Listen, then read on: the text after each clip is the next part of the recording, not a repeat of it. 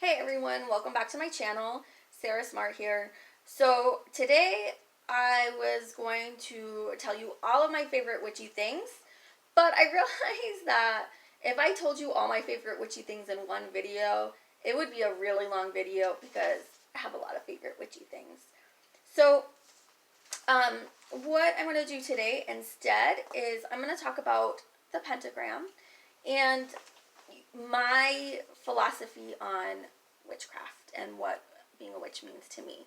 So the pentagram is one of the most feared and misunderstood symbols. So the pentagram, the top of the star, it represents the spirit of man. And then the other 4 points of the star represent the elements: earth, wind, air, and fire. Now, this symbol is also a symbol in China and Japan, and it represents the elements for them as well.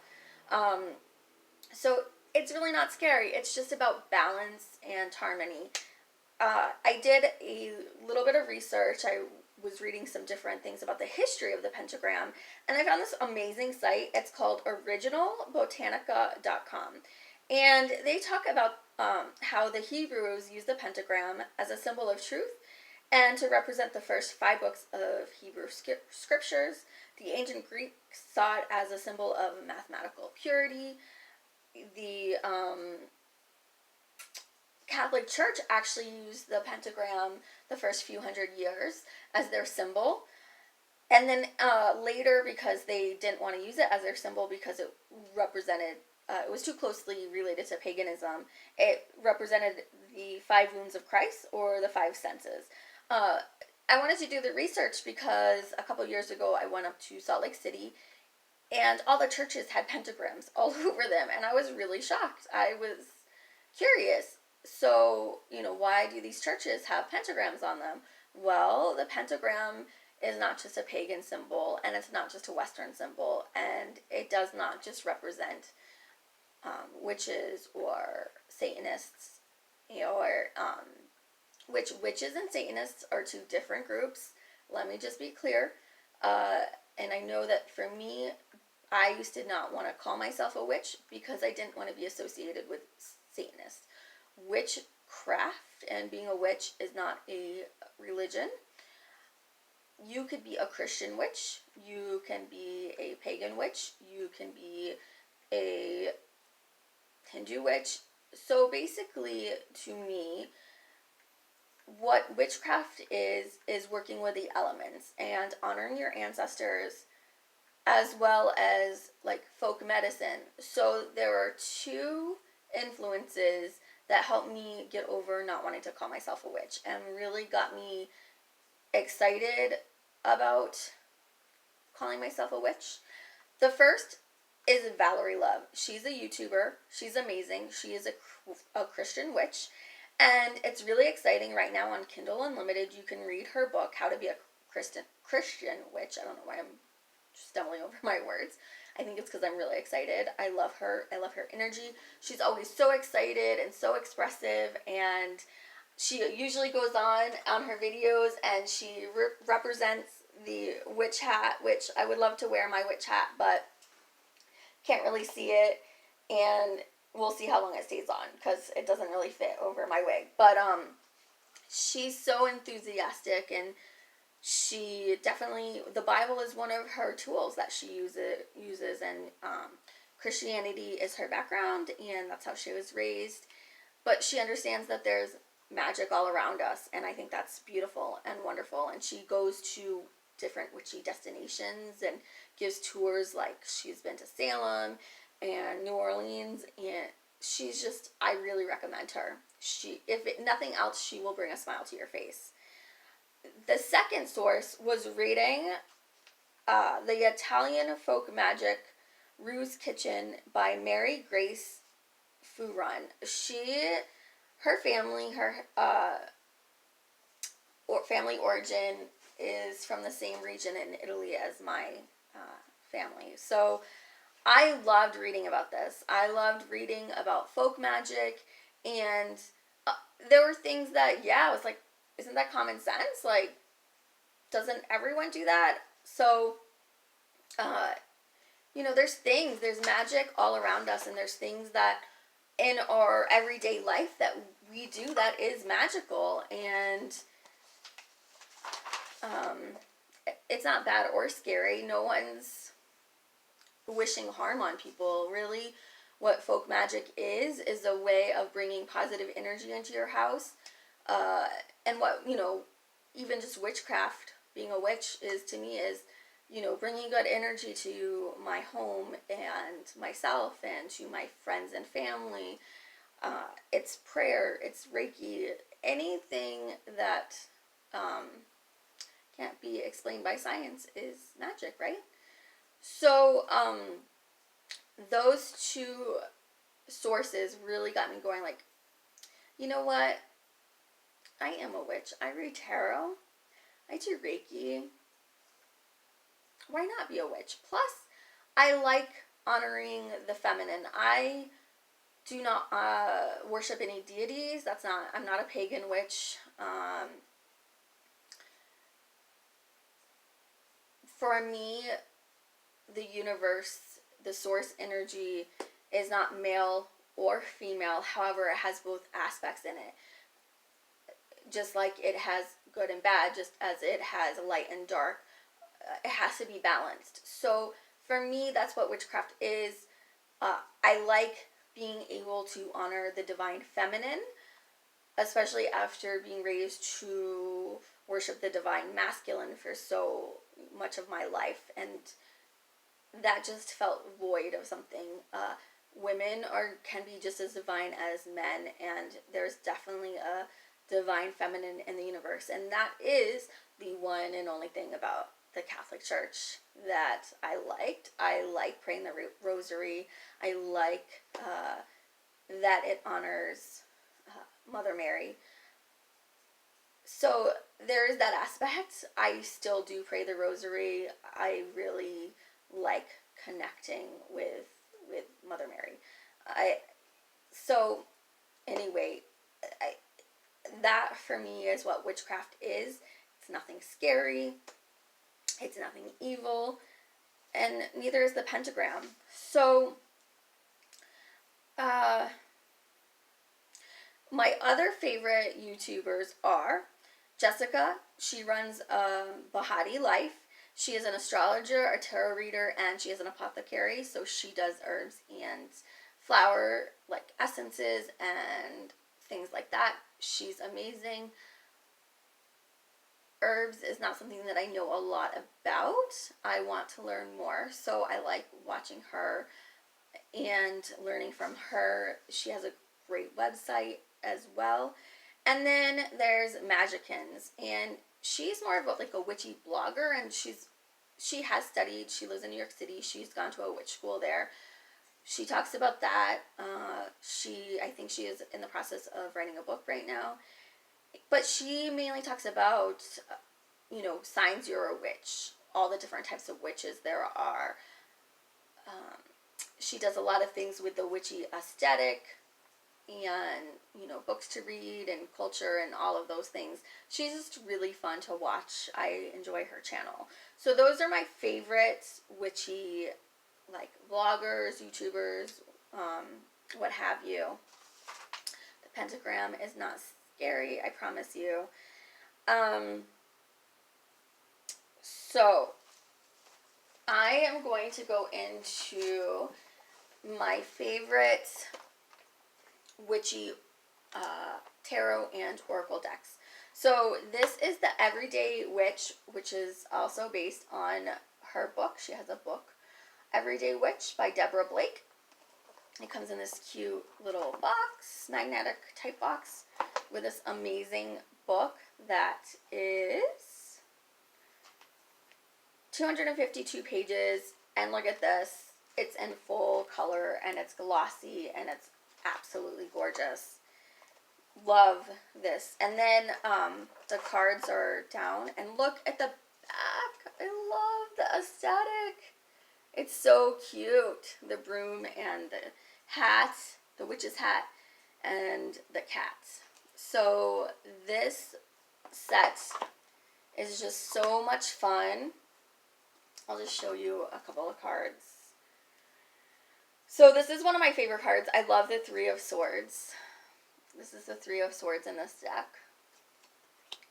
Oh, look at how fun this one is. This is the Five of Wands. All the witches around the cauldron.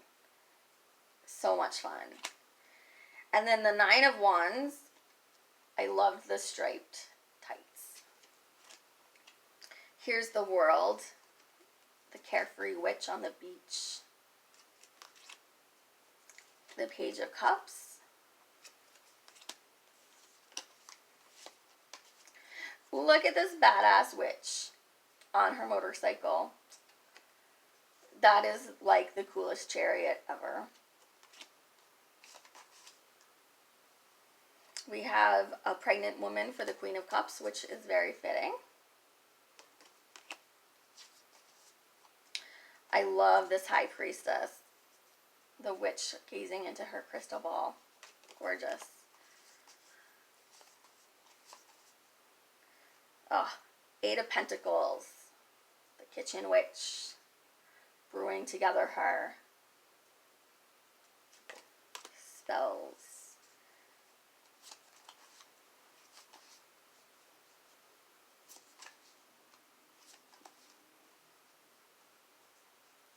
And then this will be the last one, the Magician.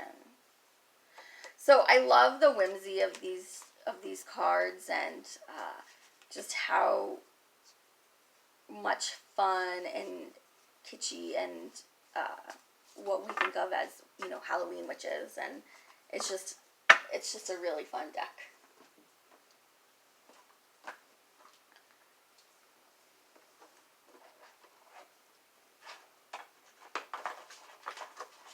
The next two are going to be Oracle, and it's funny because I don't do Oracle readings that often, but I like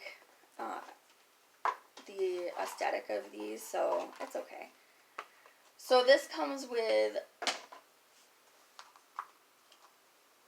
a cute little book that is 112 pages. So it has about a page and a half for each card. So it's not in color and it's on regular paper, but that's okay. It shows you a little small portion of the card and then gives you an explanation. So these are really fun. So it has things like the altar, the cauldron, candles,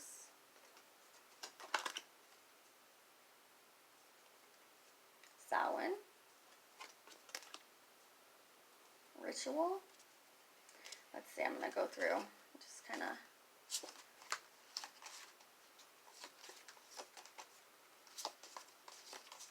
So it has all the different, it goes through the wheel of the year. It has the different tools. It has the different holidays. It has the High Priestess. I love that card. It's so pretty. It also has witchy clothing, the cloak.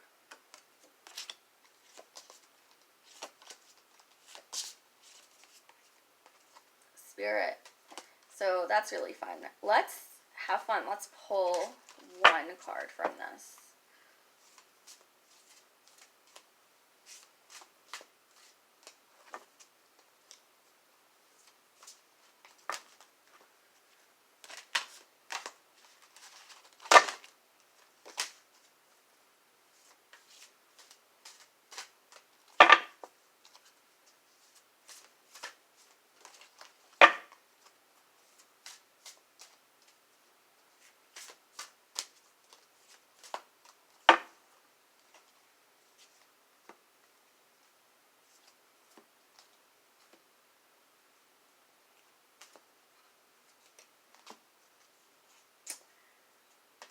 Interesting. Embolc, which just passed.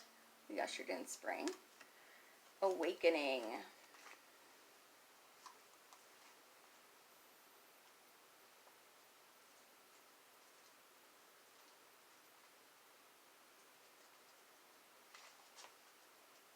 So it is in alphabetical order. So it says, the goddess stands in maiden form, shining through this very dawn. New fruits stir in her virgin womb. Awaken now from winter's tomb. The magic is worked with harm to none. So mote it be, there it is done. Which is wisdom. New desires are presenting themselves to you as you awaken to opportunities that were once unfamiliar to you. These beckon you now to explore as you become more in tune with the magic and mystery of nature. As you become aware of this awakening, you will begin to notice synchronicities, such as chance meetings with like-minded people or animals who cross your path.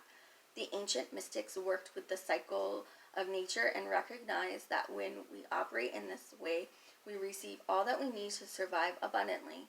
Everything that you are feeling is entirely natural. Your wishes and desire to be powerfully evolved and to live as your authentic self have brought about these changes in you. Imbolc opens new doorways for you, and what no longer serves you will fall away naturally.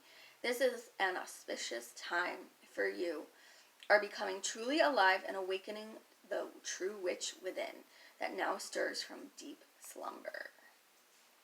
Foresight. Which is foresight? This is a time of new growth, a good time to purify your thoughts, actions, and diet. This is a great time to seed fresh ideas, become in tune with your body's cycles, dream big, draw on your maiden aspect of the triple goddess. Wake up. Imbolc revealed. The first signs of spring are celebrated on this day of the goddess Brigid. This is the festival of hearth and home and the onset of lambing season and blooming of the blackthorn. Visits to holy wells with gifts and offerings of milk, clothes hung on your yew trees mark this time of renewal. Cloths hung on yew trees mark this time of renewal. A traditional time to spring clean, observe weather divination, omens, and signs. Super fun. And look, so the edges are gilded in silver. So pretty.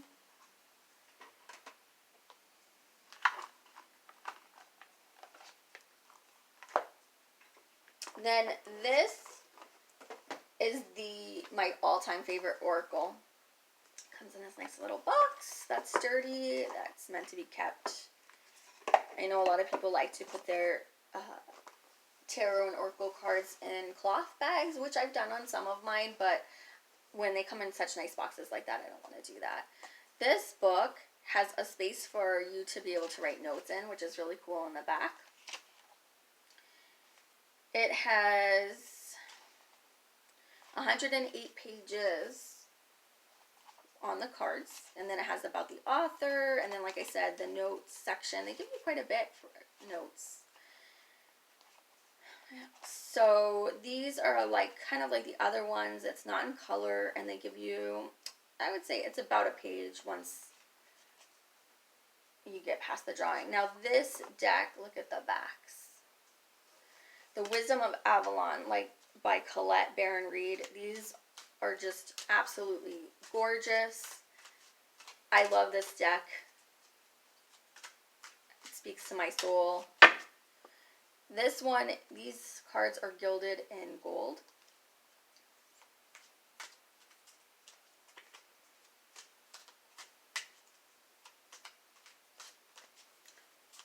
We'll do a quick little reading on this one, and then I'll do like a little flip through of some of the cards so you get an idea of this deck, the meanings. Whew, it's just so gorgeous, and I love the meanings of the cards, and this deck never steers me wrong.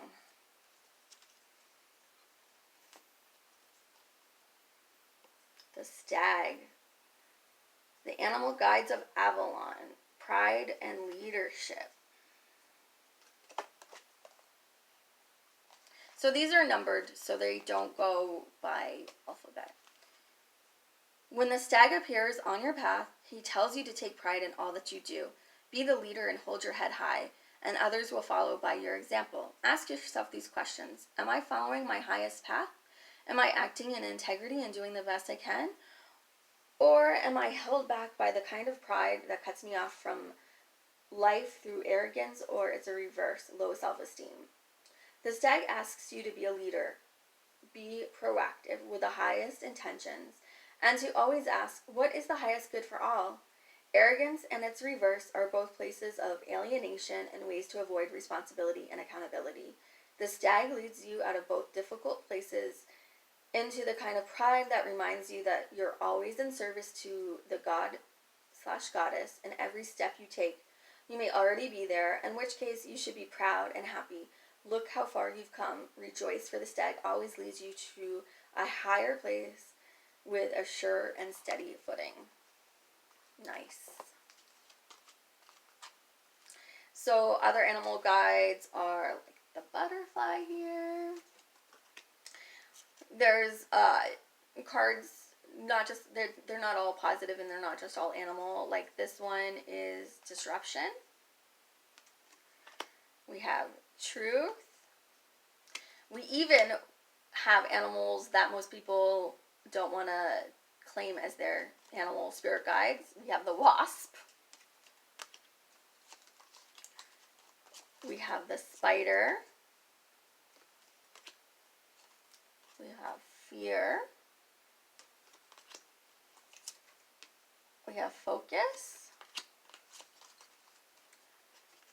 We have the mystery. There's forgiveness.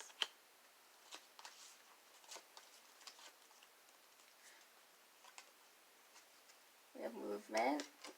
We also have things like fairies. So they have the earth fairy. They have the different fairies for the different elements. So I just really like this. I mean, it's just the bard.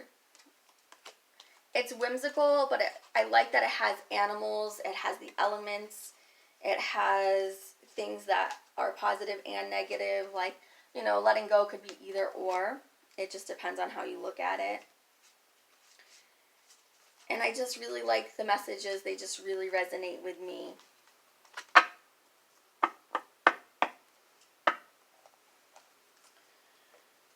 So next time, in another video, I will either do my favorite fiction and nonfiction books, which there's one that I'm hoping I can find because I cannot find it. I don't know. I always lose my favorite books. Either I lend them out to someone and I forget, or I carry it everywhere with me and I lose it. I don't know. That seems to always happen.